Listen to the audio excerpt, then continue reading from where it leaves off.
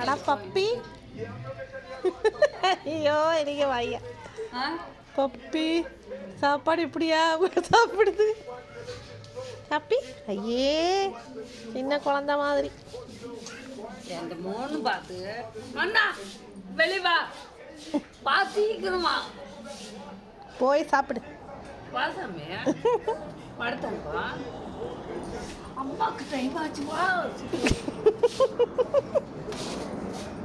ஒரு வாட்டி அப்படி பண்ணது சாப்பிட்டு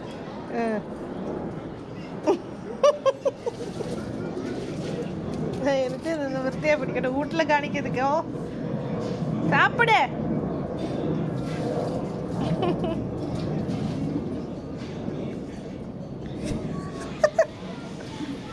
பப்பி.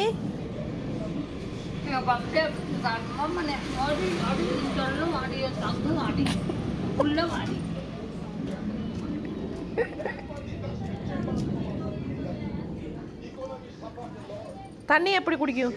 தண்ணி லாஸ்ட்ல ஊத்தும். லாஸ்ட்ல கையில எடுத்து அதுக்கே ஒரு பாட்டில் வச்சு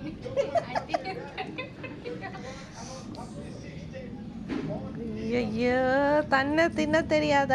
ஐயோ சின்ன பிள்ளை. என் புள்ளி அப்படி சொல்லாதீங்கம்மா. என் புள்ள நல்ல புள்ள. நல்ல பிள்ளையா? தன்னை தின்ன தெரியாத நல்ல பிள்ளை. அவங்க எல்லாம் சொல்லட்டுமா? இதுன்னா கேள்விப்பட்டு சும்மா நம்ம என் பசங்களுக்கு பிடிங்க கேள்விப்பட்டு.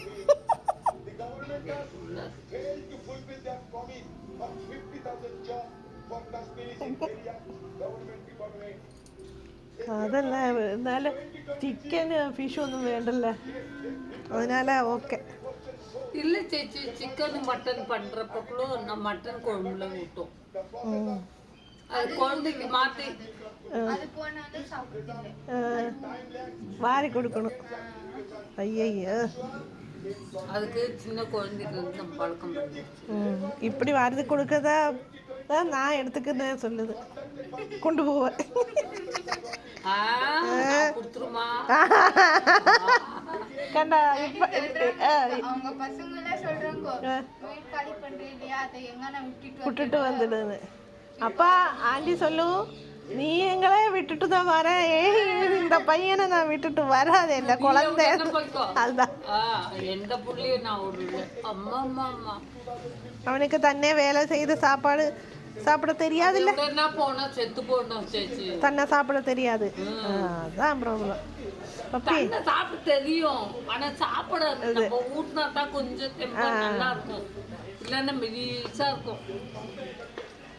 பசங்களுக்கு அது துண்ணாக்கட்டி நம்ம போஸ்ட் பண்ணி ஊட்டணும்.